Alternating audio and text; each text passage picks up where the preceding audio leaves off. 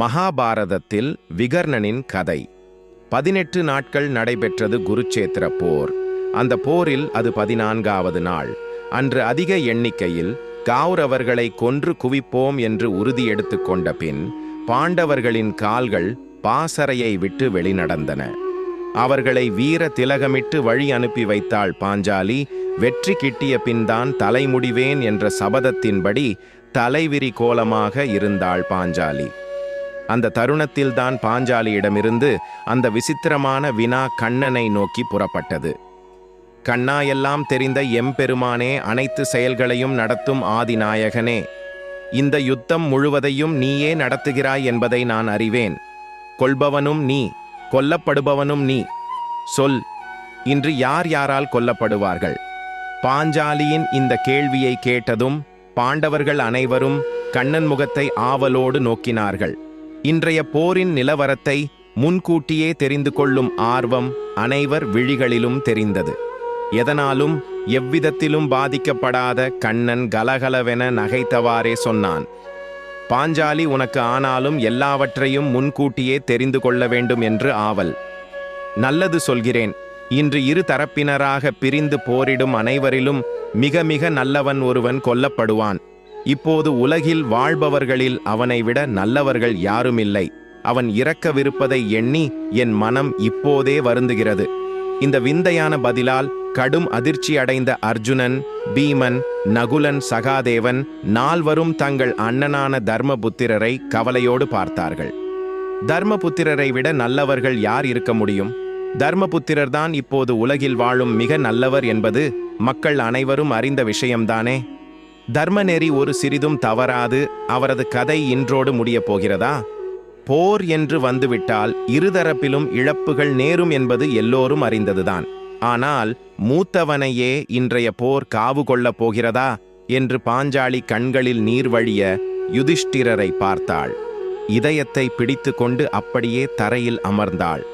ஒவ்வொரு நாளும் பாண்டவர்கள் ஐவரும் போர் முடிந்து நல்லபடியாக திரும்ப வேண்டும் என்று கண்ணனை பிரார்த்தித்தவாறே பதற்றத்தோடு காத்திருப்பேனே.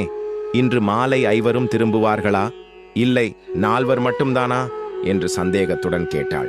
தன் பதிலால் ஏற்பட்ட பின்விளைவு எதையும் பொருட்படுத்தாத கண்ணன் அர்ஜுனனின் தேரில் சாரதியாக அமர்ந்தார். பின்னர் தேர் போர்க்களம் நோக்கி பாய்ந்தது. அனைவரின் தேர்களும் அடுத்து அடுத்து நகர்ந்தது. போர்க்களத்தில் கையில் கதாயுதத்தோடு களத்தில் இறங்கிய பீமன் தன்னுடன் போர் தொடுக்க முன்வந்து நின்ற விகர்ணனை பார்த்து கடுமையாக எச்சரித்தார். விகர்ணா, என் முன் வராதே, தள்ளிப்போ. நான் உன்னை கொல்வதற்காக களத்தில் இறங்கவில்லை. உன் இரு அண்ணன்களான துரியோதனன் மற்றும் துச்சாதனன் இருவரையும் வதம் செய்ய வந்திருக்கிறேன். பீமனின் வீராவேச பேச்சை கேட்டு விகர்ணன் கடகடவென நகைத்தார். ஏன் பீமா, என்னை வென்றுவிட்டு அவர்களை வெல்ல இயலாதா? என்னை வெல்ல முடியாது என்ற பயமா என்றார். பயமா? எனக்கா? அதுவும் உன்னை பார்த்தா நல்ல வேடிக்கை அச்சத்தால் அல்ல. உன் மேல் கொண்ட அன்பால் உன்னை கொல்ல என் கதாயுதம் விரும்பவில்லை. நான் உன்னை கொல்ல முயன்றாலும் கூட என் கதாயுதம் என்னை தடுத்து விடுமோ எனத்தான் அஞ்சுகிறேன். அன்று நீ நடந்து கொண்ட முறையை என்னோடு என் கதாயுதமும் அல்லவா பார்த்து கொண்டிருந்தது. என்னைப் போலவே அதற்கும் உன்மேல் அன்பும் மரியாதையும் உண்டு. தப்பி பிழைத்து போ என்றார் பீமன். விகர்ணன் மீண்டும் நகைத்தார்.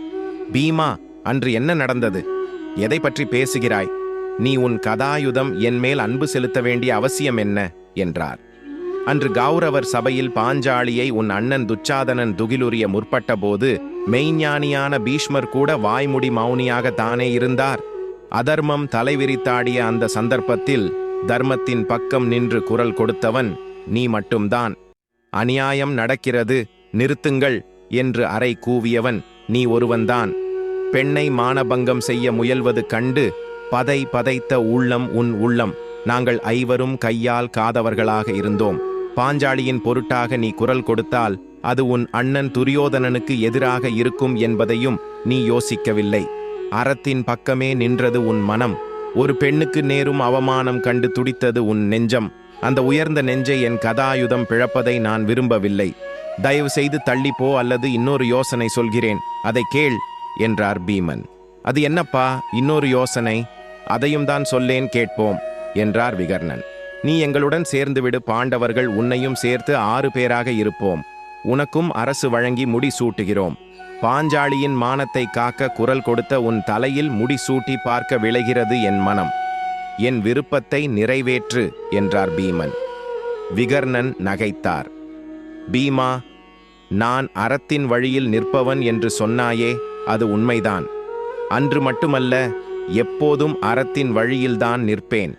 அன்று பெண்ணின் மானம் சூறையாடப்படும் நிலையில் அதன் பொருட்டு எதிர்த்து குரல் கொடுப்பது அறம். எனவே எதிர்த்து குரல் கொடுத்தேன். இன்று யார் தரப்பில் நியாயம் இருந்தாலும் நான் சார்ந்திருக்கும் என் அண்ணன் தரப்புக்காக நான் போரிடுவதே நியாயம். வெறும் மகுட ஆசைக்காக என் அண்ணனை விட்டு விலகி விடுவேன் என்று நினைத்தாயா? என்னை தாண்டித்தான் நீ துரியோதனனை அடைய முடியும். உன்னால் இயலுமானால் என்னை நோக்கி உன் கதாயுதத்தை பிரயோகித்து பார் என்றார் விகர்ணன். விகர்ணனின் துடுக்கான பேச்சு பீமனுக்கு கடும் சீற்றம் விளைவித்தது. தேரிலிருந்து குதித்து பாய்ந்து சென்று விகர்ணனை தாக்கலானான் பீமன். உக்கிரமான போர் நெடுநேரம் நடைபெற்றது. ஒரு மாபெரும் வீரனுடன் போர் புரிகிறோம் என்பதை பீமனின் மனம் உணர்ந்தது. அது மட்டுமல்ல, அறத்தின் வழியே வாழ்பகளை வெல்வது சுலபம் அல்ல என்பதையும் அவன் மனம் புரிந்து கொண்டது. மனமே இல்லாமல் தன் கதாயுதத்தால் ஓங்கி விகர்ணனை அறைந்தான் பீமன். தர்மத்தின் வழியிலேயே நின்று அவன் முகத்தில் புன்முறுவல் படர்வதையும் சிரித்து கொண்டே அவன் மரணத்தை வரவேற்பதையும் பார்த்து வியந்தது பீமன் மனம். விகர்ணனின் உயிர் பறவை விண்ணில் பறந்தபோது பீமன் உள்ளம் இனம் தெரியாத சோகத்தில் ஆழ்ந்தது. மாலை சூரியாஸ்தமனத்திற்கு பிறகு யுத்தம் நிறுத்தப்பட்டது. பாண்டவர்கள் பாசறைக்கு திரும்பினார்கள். அனைவரிலும் நல்லவன் கொல்லப்படுவான் என்று கண்ணன் சொன்னானே. பதற்றத்தோடு காத்திருந்த பாஞ்சாலி, யுதிஷ்டிரர் உட்பட அனைவரும் நலமாக திரும்பி வருவதை பார்த்து நிம்மதி பெருமூச்சு விட்டாள் பாஞ்சாலி. பாஞ்சாலி கண்ணனிடம் கேட்டாள், கண்ணா, அனைவரிலும் நல்லவன் சாவான் என்றாயே, அப்படியானால் இறந்தது யார்? என் கணவர் ஐவரிலும் மூத்தவரைதானே உலகம் மிக நல்லவர் என புகழ்கிறது. அவரின் நலத்திற்காக நான் இன்று முழுவதும் உன்னை பிரார்த்தித்தவாறே காலம் கழித்தேன். கண்ணா, அவரை விடவும் நல்லவர்கள் உண்டா என்ன என பாஞ்சாலி வினவினான். புல்லாங்குழலை கையில் தட்டியவாறே நகைத்த கண்ணன் சொன்னார், பாஞ்சாலி நல்லவர்களிடையே நல்லவனாக இருப்பதில் என்ன சிரமம்? அப்படி இல்லாதிருப்பதுதான் கஷ்டம். ஆனால் விகர்ணன் கெட்டவர்களிடையே நல்லவனாக இருந்தான். உன் மானத்தை காப்பதற்காக எதிரணியில் இருந்து குரல் கொடுத்தான். இப்போது தன் அண்ணன் கெட்டவனே ஆனாலும் தன் அண்ணனுக்காக உயிரையே கொடுத்திருக்கிறான். மகுட ஆசை கூட அவன் மனதை மாற்ற முடியவில்லை. தான் இந்த போரில் பங்கேற்றால் இறப்போம் என்று தெரிந்தே இறந்திருக்கிறான். தர்மம் எந்த அணியில் இருக்கிறதோ அந்த அணிதான் வெல்லும் என்பது அவன் அறிந்தவைதான். ஆனாலும் தன் உயிர் போவதை அவன் ஒரு பொருட்டாய் கருதவில்லை. தனது அண்ணனுக்காக உயிரை விடுவதே தனது தர்மம் என கருதியிருக்கிறான். அவன் இருந்தவரை கௌரவர்கள் அத்தனை பேரையும் அந்த நல்லவனின் தர்ம சக்தி கவசமாய் காத்திருந்தது. அவன் இருக்கும் வரை கௌரவர்களை அழிப்பது இயலாத செயல்.